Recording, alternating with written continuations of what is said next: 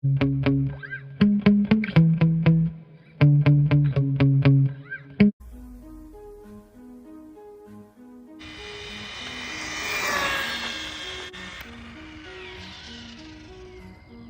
seemed wrong there. It wasn't, I don't know, it didn't feel like it was top speed. 50 miles an hour. I wonder what's wrong. Interesting. Oh yeah. I think the pinion let go. Something let go. Yeah, I'm not sure what's going on here. The center diff might have let go. I don't know. I'm gonna have to open it up when I get home and see what's wrong.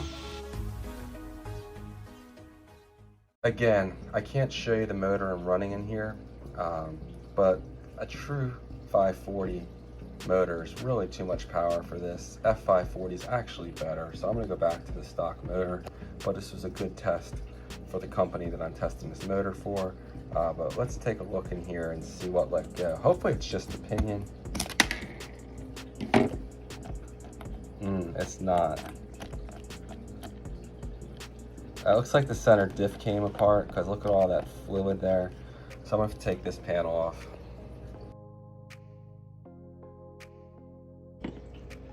I don't quite understand what's wrong at this point. The diff looks good. The center diff definitely leaked some of its fluid, but I don't see what's wrong with it. I'm trying to figure out in my mind internally what could be wrong with it.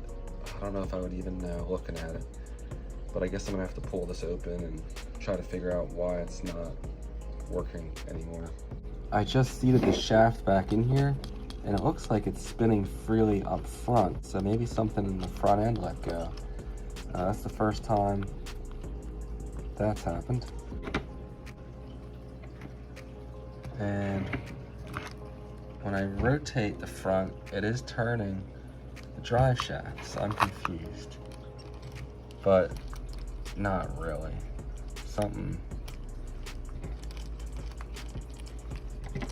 Something's not happy up front. Okay, it will turn, but any pressure on it keeps it from turning. So I don't know what that means. Something's hanging on by a thread maybe.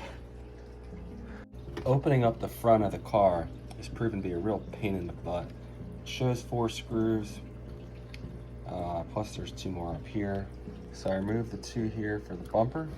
The 2 here are loosened, but it looks like there's 2 more tucked under the suspension arm, there and there.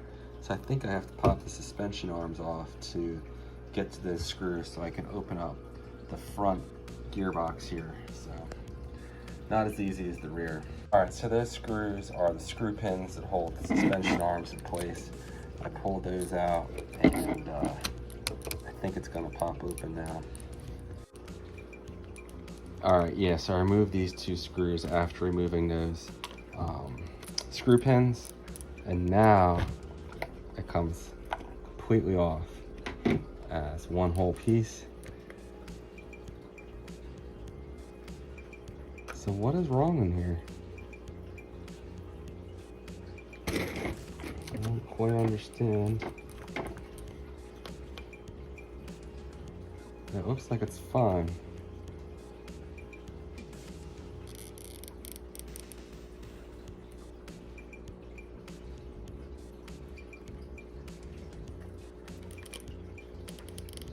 Yeah, it's tight, so what the heck's going on? Well, at least I know the front diff looks good. I'm starting to wonder if it just popped out up front here and that was my problem, because everything seems to be intact other than the leaky center diff, but I don't know, this seems to be okay. So let me put this back together and figure out what's going on here. And there we go. This busted out right there. So the CVD joint is toast. This side looks normal.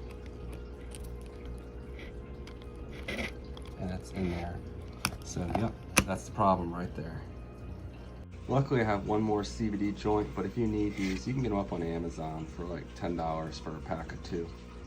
So to replace the CVD shaft, all you need to do is remove the wheel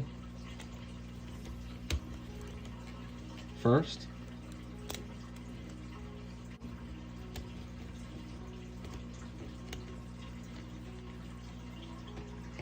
And you might have to grab onto the broken off hub in here with a pair of pliers so it doesn't spin.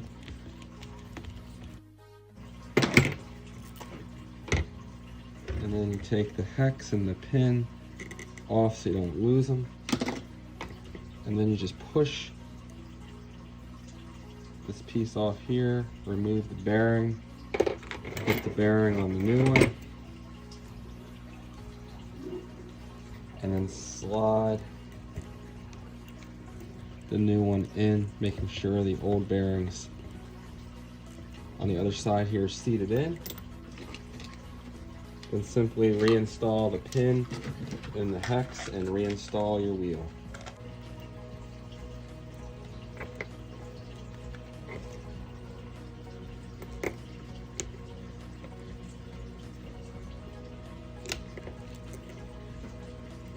Alright, sorry for the choppy video. I'm siphoning fish tanks while I'm doing this and it's kind of tedious, but I put the pin back in, I have the hex back in, and I'm just gonna go ahead and hold the CVD joint and then put a little bit of Loctite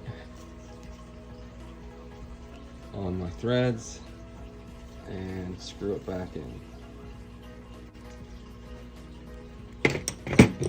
Before screwing these in, I actually want to do these two back here first. So this one here and this one right here.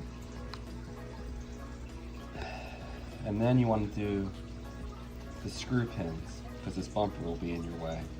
After you do the screw pins, that's when you put these back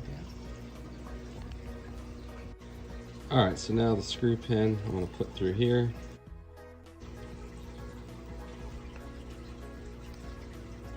Alright, I'm going to do the other side now. Just make sure you have the CVD joint in the slot for the differential before you put the axle pin back in. Just push that in there and then screw it in.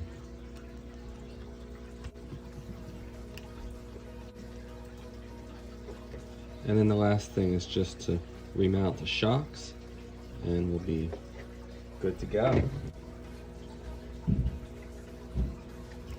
Let me see if I can put them in the lower hole here. I think that's how I had them. The more inside hole. And you want the spacer towards the back here.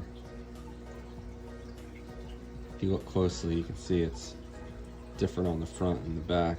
So you want to put that on the back.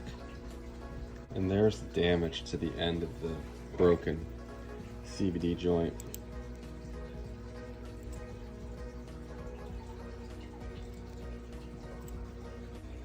Alright, I gotta finish tightening everything up, but now things are as they should be.